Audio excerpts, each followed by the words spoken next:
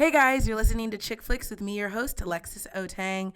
So for today's episode, guys, I haven't done a film review, or not a film review, a TV show review in a while, and a new one dropped last Friday. So today's the 20th, so I'm pretty sure Friday was, I think it was the 18th? 17th. Thanks.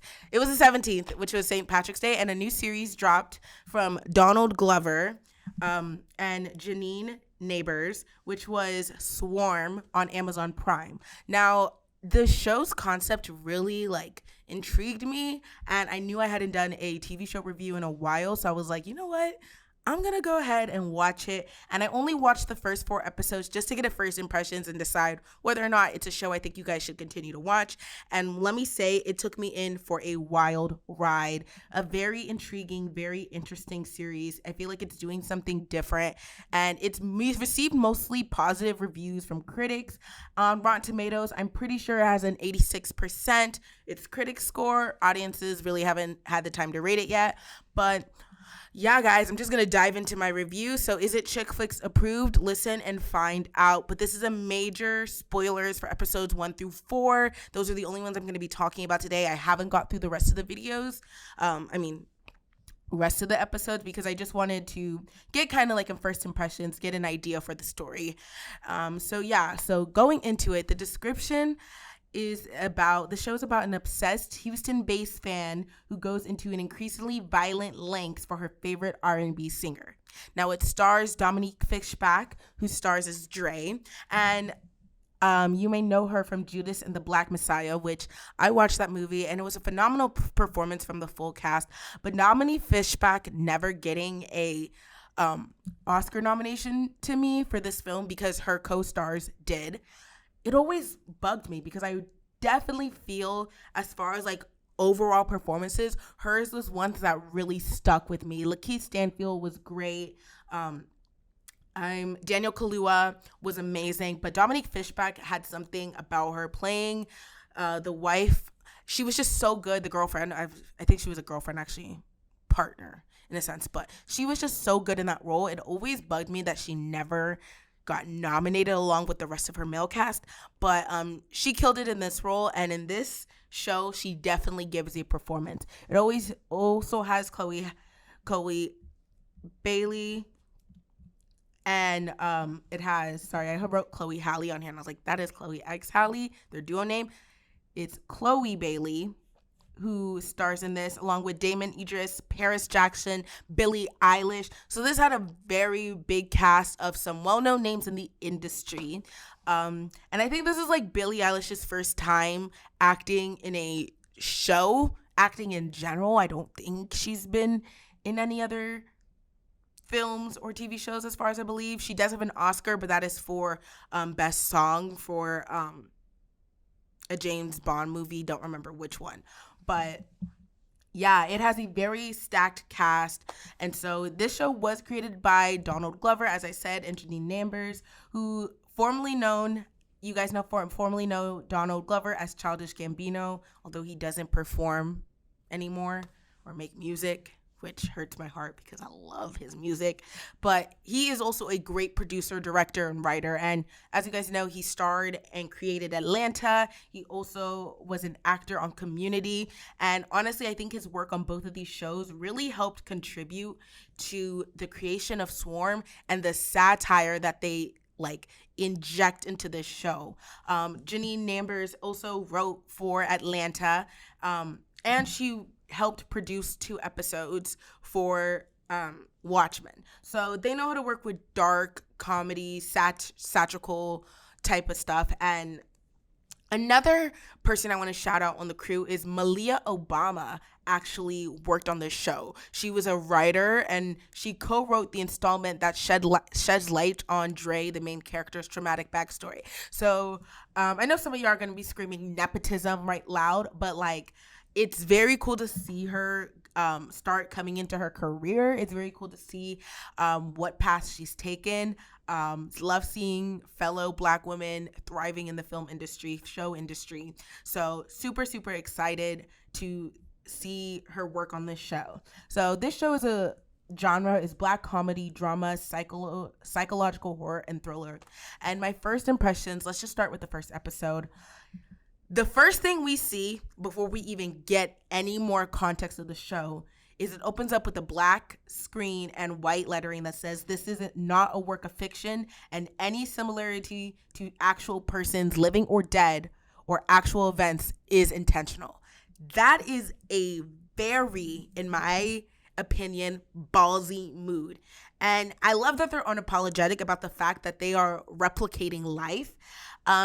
There are some shows like SVU. I love Law and Order SVU, but they have this title card that says this is a fictional work of art. Like any relation to real people, real stories is simply a coincidence, I think it says, or not intentional, which is BS because they have episodes that are pulled directly from real life cases. They've made episodes on Black Lives Matter. They made episodes on Casey Anthony. They've made episodes on like Chris Brown and Rihanna and their relationship. So I feel like if shows were just more like, I guess, unapologetic about being a direct commentary about something in real life, it would hold more weight. I honestly feel like, and this holds weight because low key, there's no way they could get away with saying that this isn't inspired by anything in real life. So the fact that they're just, like, yeah, we know you're going to see a lot of references to real world in here. And that is the point. It's a purpose. And so I absolutely love that they just went ahead and straight said, yes, we are reflecting real life. We are calling some of y'all out. We are making a statement on some of the things in the world that we see. And so the opening scene, we get introduced right to Dre and Nyjah, which Drea is a big fan of Nyjah, and Nyjah is a fictional character who is a replication of Beyonce. And I did not just say based on, I specifically said replicated because literally everything down to like the fandom name and the pregnancy is like, I don't want to say a jab, but it's like a call to. Nyjah's fans are called the Swarm. They literally replicate the fact that Nyjah's pregnant with twins, as is Beyonce. Elevator fight, obsessive fan culture. Just dropped a surprise album, Renaissance. Their version is, I think it's festive or festival. Literally, it is very much supposed to, we as the audience are supposed to know that this is a call to Beyonce. And I think they specifically did it because part of the reason they created the show was to give black women, put a black woman as an anti-hero, an obsession, kind of like Joe from You in a way, but have her be obsessed with not a person that like they don't, let me rephrase that. Have them be obsessed with a person, but something that I guess is tied to black culture. So Beyonce is something a lot of people know that is one of the biggest stars in black culture. That is something we can easily see the connections to. So I do feel like that. And also a lot of obsessive fan culture. I don't mean to call the Beehive obsessive, but I do think a lot of fan culture, that's a great example of how it can go to the extreme. So yeah, we open with Dre and she's buying tickets off of Ticketmaster. She's gotten a Discovery card just to purchase these tickets. And she cannot afford them. They're like $1,800. And like, it's a very much callback to the fact that in the real world, people are dropping racks on concert tickets just to see an artist in one day. We just had the controversy with Taylor Swift and Ticketmaster, which is now going to court. Like, they're talking about it in Congress, which is crazy because in a way, Ticketmaster does have a monopoly on this part of the entertainment industry, and it's ridiculous that we as fans cannot go see our artists for a price less than like $500, a price less than $300, and the fact that tickets are bought up and then resold and literally skyrocket, and there's really not a way to combat it. So people who are so obsessed, not even obsessed, people who have a love for a specific artist will drop their rent money, their car insurance money, whatever it is, their health money to go and see this other artist rather than going and taking care of their responsibilities. And Dre is one of those people. One of my first thoughts when I was watching this Open Sea is this series looks stunning. It was shot on film, and I honestly think it was kind of a call because there's always this reference of bees, because Nyjah is part of the swarm, which not Nyjah, Dre is a part of the swarm, which is Nyjah's fandom. And whenever she's about to go on a psychotic little break, you start hearing bees in the background. And so I think they shot it on film. They said to make sure the color palette was very saturated, to make sure there was like texture and grit in the look of the film. But I also think they did it because it kind of looks like as if bees are swarming on the screen when you see that little fuzziness. And I love that. I love the look of this film. I love things that are shot on film. And so the look of this series is amazing. So after she buys these tickets, we go on to meet Marissa and Khalid, which are played by Chloe Bailey and Damon Idris.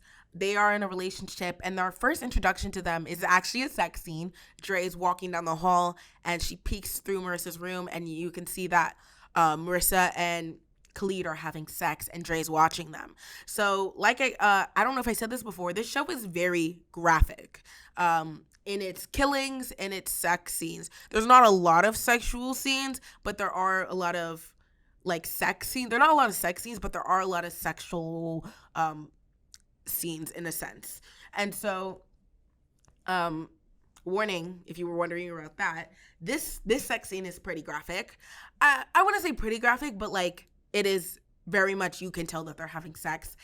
Twitter went crazy over the sex scene because it was Chloe. It was kind of like a backshot type of sex scene, and people were going crazy because, you know, Chloe Bailey is attached to Halle Bailey, who's right now about to be a Disney princess, Ariel. And so they're a duo in a sense, but a lot of the thing is that Chloe Bailey is a little bit more sexual as not as much, and more like she shows more skin than Halle Bailey. And I don't know, people are just going crazy, but she's an actress. I really feel like it shouldn't be made that big of a deal. I feel like y'all need to go and touch some grass because it really isn't that big of a deal to me. It's a character she's playing. And literally there's intimacy coordinators. I don't care how real it is. I promise you guys, it's not real. They're not actually having sex. So calm down.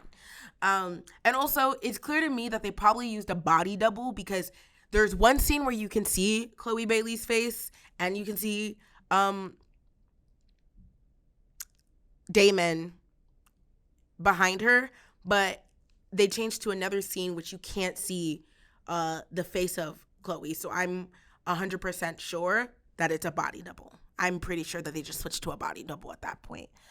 Because that's when it really starts getting a little bit more graphic. But yeah, this is our first instant that Dre is not something's not all the way right up there, because she's watching her friend and she makes eye contact with Khalid. And throughout their interactions, we come to learn that she's very reliant and dependent on Marissa.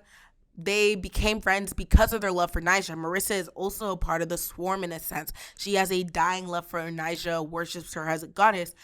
And that's what made them close throughout the years. But Marissa is kind of to the point where Nyjah is no longer her source of happiness. It's actually, she's kind of transitioned more onto her source of happiness coming from a guy, which right now it's Khalid. And Dre is still stuck in using Nyjah as her guiding light, as her source of keeping her happy and keeping this friendship tight. One thing we noticed, she still has her fandom account, which she accumulated a bunch of followers for. I think she has 600K followers on Twitter. And it's like one of those fan accounts where they keep updates with what's going on with their favorite celebrities, photos, updates, anything that comes out in addition, in reference to their favorite artists, they're reporting on. And so we get to learn a bit of the dynamic. We also learn Khalid and Dre's dynamic as they have two conversations one-on-one, where he does poke fun at her obsession. I don't even know why quotation marks, because it is obsession with Nyjah. And Dre practically worships her, so she gets very defensive in these scenes. As well as we can tell, she's not really a big fan of Khalid. You can get from the sense she does not feel comfortable in his presence. She does not like him. But he kind of does makes subtle moves on her that shows he does have bad intentions, that he's not that great of a guy. And in a way, he does make a move on her by bringing up the fact that he knows she was watching, and that because they did make eye contact and he didn't stop, he didn't miss a beat, kind of like that moment in Don't Worry Darling where Alice is caught by, I don't remember, the boss, the guy, Chris Pine's character, when her and Harry Styles' character are getting it on in the closet, and nothing stops. They both know that they're here, but they each don't say anything. And so, yeah, like I said, Marissa is a bit of an older sister type figure for Dre. And Dre says throughout the episodes that her and Marissa are sisters. But we come to find out later on that they're not, in fact, sisters. It's more as the fact that Marissa is kind of like the only other person Dre has. These first 4 episodes, we don't really dive in too much about her family history, her past. Only thing we really get is that she may have killed somebody when she was a child. That's like the only thing. I gotta go back and watch though just to be sure. But I think that's like the only thing we really get on her backstory. I think they dissolve back into her backstory in the later episodes. And so one of the things that kind of breaks Marissa and Dre apart is the fact that Marissa, she does a side gig as a makeup artist. And so she needs Dre to cover at their job because they work together at the mall at a booth. And Marissa's job gets robbed when Dre's supposed to be covering for her. And that's when we really see the hyperfixation on Dre and the relationship. Marissa leaves, even after Dre has tried to tell her that she bought them tickets to go see Nyjah because she just feels like they need space. You know, she's messed up something for her, and now she's trying to bring up the fact that she doesn't really like Dre, and it's just getting too much. And so Dre kind of drops like her last hope into like keeping Marissa in the house by saying that Khalid tried to have sex with her. And I think that was the last straw for Marissa. She just had to leave. And what happens next is Nyjah drops a new album with visuals. It's basically like when Beyonce dropped Renaissance. And that features a montage of Dre watching and being entranced by the music. The video is hypnotizing her in a way because she gains this alter ego. Dre gains this alter ego where now all of a sudden she's confident and sexy. She does her own makeup and she goes out. And like, this is the most confident and most put together we see Dre throughout the whole episode. And it's like a light, like something just flicked in her brain. And we see the internet go crazy about the fact that Nyjah just dropped a new album. And low-key, they make a little jab at y'all with these tweets. Thirsty tweets I'll be tweeting out, or desperate tweets y'all make when your artist drops something. You're desperate to get your hands on it. Because I think there was one that was just like, somebody dropped the link for the new album, Festive. We'll give good head for it. And it's like, some of y'all don't care about your digital footprint. And I think we should say something because you should care. You should really care. But she ends up going out and finding a guy and having a one-night stand, which this is her first time. Prior to this, we're given some backstory. Dre from the creator, Neighbors, says in a Washington Post, I think it was Washington, let me check. No, it was another post, but I don't have the name of the article, that Dre is a virgin prior to this, and that she really didn't want to sexualize Dre in that type of way. And so there's not a lot of sex scenes, at least in these first 4 episodes, between Dre. There's not a lot of scenes that sexualize her in that way. And so while this is going on, while she's out partying on this hyper hypnosis stage that Nyjah has brought out of her, Marissa finds out that Khalid was cheating on her. They get into a fight, and she calls Dre, like, desperate to need her best friend, her sister. Dre's not answering because she's in her own little world. And while listening to the new album, because like we've established before, Marissa is just like Dre. She was a bit of an obsessive fan, but, you know, she changed her hyperfixation from Nyjah to men, to her boyfriends, each boyfriend that she would get, because it is established that all of the boyfriends she's had, Dre has never liked. And that's kind of why it was like the last straw when she said Khalid was trying to have sex with me. Because it's like, you'll go to any lengths to make sure my relationships don't work out. But while she's listening to the new album, she kills herself. And that is kind of the breaking point of Dre. One, because the person she's closest to in this world, the person who kind of helped, I don't even think introduced her, but the person who they were both introduced to their idol at the same time is now gone. And it breaks her. And I think what also contributes to that is that she's not even able to go to the funeral. At the funeral, the parents of Marissa are like, you have to leave. And so Dre finds this Marissa's phone. She sees all the text. And that is when she really breaks. She breaks and she begins a relationship with this phone because she now starts texting Marissa and Marissa's texting her back, but it's really just Dre texting herself back. And it's this crazy thing that's now going on. And so she decides to go to Khalid's house, and that's when she kills her first victim. She kills Khalid, and we begin the plot of Swarm. This is where the plot of Swarm really picks up. And yeah, it was this episode, I couldn't believe what I was watching, but I was also entranced. I couldn't stop watching. The visuals were stunning. Every single moment I was trying to process what's going on. And one thing I've noticed is after Dre kills, she immediately needs to eat something. And it's like an obsessive type of eating, as if her hunger isn't fed enough with the blood shedding. Is that she needs to physically feed herself. So she's constantly feeding herself on junk food. As soon as she kills Khalid, she kills him with one of those rock lamp lights, smashes it. We don't actually see the body, but we see the blood, and it's super red, super saturated, covering, and we get this shot of Dominique Fishback. It's like a lower angle shot looking up at her with this crazed, deranged eye, and I was just like, she is giving a performance. And that's specifically, they said in an interview, that scene, she got a standing ovation from the cast and crew. And I understand, it's amazing if you see that, when you see that visual. It is you can see the craziness in her eyes. And through episode 2, we get to see Paris Jackson's character, who she plays Haley.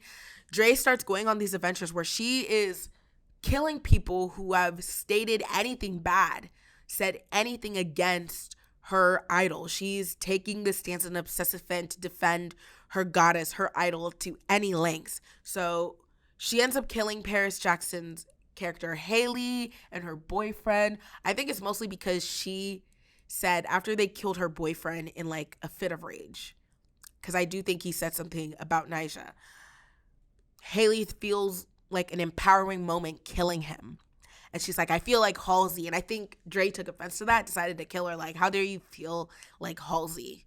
And there was even I could see Donald Glover's comedy injected into it, because literally after she said that, after she killed her, Dre takes her phone out and activates Suri and is like, who's Halsey?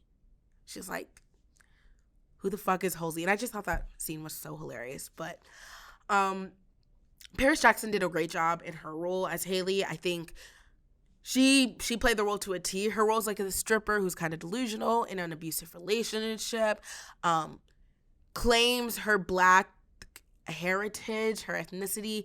Only she's 25% Black. And so there's this funny scene where Dre's like, you're Black? And she's like, yeah, my dad's half.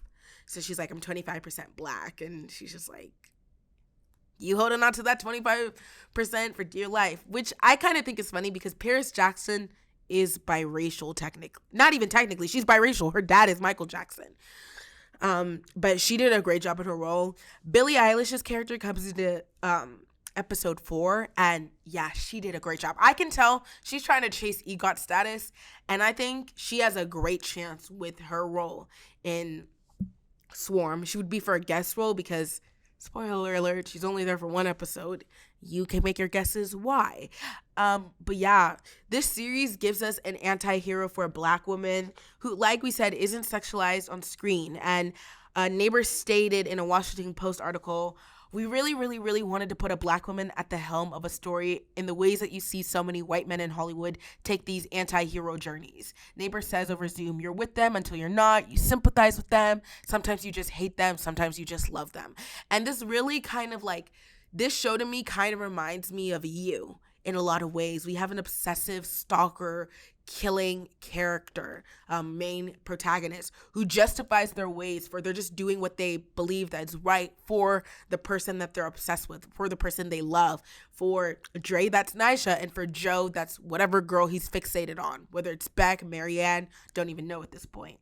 And one thing that was pointed out is just like, notice how a lot of the actors in these in this series have some type of connection with craze stardom. You have Paris Jackson, her dad was Michael Jackson, who probably had his fair share. He probably knows best what it's like to have crazy fans. I mean, there are videos upon videos of people fainting in his presence, watching him in concert, running on stage, getting on literal machines that are being lifted in the air just for a moment with him, risking their lives. Billie Eilish, she is a star herself, and so I'm sure she has her own experience with these type of fans.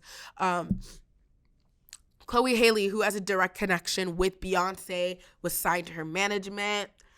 And one thing was they're always constantly coming back to the swarm thing, the buzz, the bee, and the bee metaphor is put throughout the whole film. When she's on her psychotic breaks, you hear the buzzing. When she's about to kill, you hear the buzzing. It's kind of like, I don't even know. It's like Joe's internal monologue. It's the equivalent of Joe from You's internal monologue. So I really think this show, I keep calling it a film. I'm so used to reviewing films lately. Haven't done any TV series in a long time. Forgive me. But this TV series is really well done. And I feel like we don't really see a lot of Black characters in an anti-hero role. And so I think Donald Glover and Janine Neighbors did what they needed to do. This was amazing. I really enjoyed it. It kept me on the edge of my seat, wondering what she was going to do. And the comedy, too, that is injected throughout the series doesn't feel misplaced. It honestly flows really well with the story. It's nitty, it's gritty, it's dark, it's humorous. And I really think they did an amazing job with this show. I can't wait to watch the rest of the episodes. So I heavily recommend, if you haven't watched Swarm yet, go out and watch it.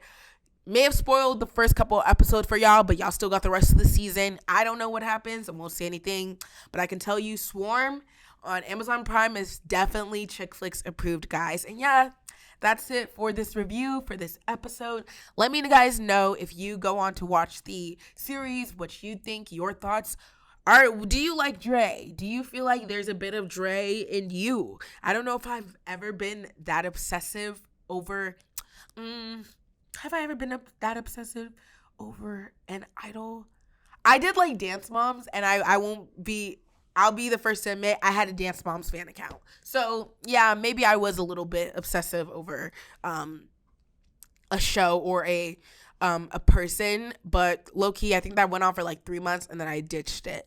And it was so much work. Some of y'all really out here doing the Lord's work if you have these fan accounts, because it's so hard to keep up with these artists, keep up with everything they're doing. Literally, it's a whole job if you got these fandom accounts. So good work to you, but some of y'all need to dial it back because you're obsessed with everything this person does. And I think this is a show that's low-key a political commentary on that. It's calling y'all out. It's bringing attention to it, but I don't think it's trying to say do I think it's trying to say a problem? Maybe, perhaps.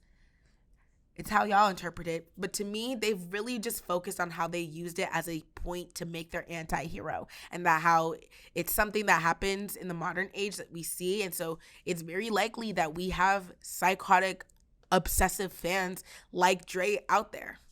So take it as you see it. But yeah, guys, that is it for this episode. If you guys would like to follow me on my socials, you can follow my personal account at Alexis Otang on Instagram, or my TikTok at Simply Alexis. If you'd like to follow the show's personals and socials, you can follow us at Instagram at The ChickFlicks Show, and you can follow our YouTube channel at Simply Alexis, and our TikTok is at The ChickFlicks Show as well. We are also an official show and podcast of FAU's Owl TV and FAU's OwlRadio, so make sure you guys follow them on their socials as well, and everything's linked in the description. And yeah, guys, I will see you next time. This is Alexis signing off on ChickFlicks. You guys have a good one. Bye.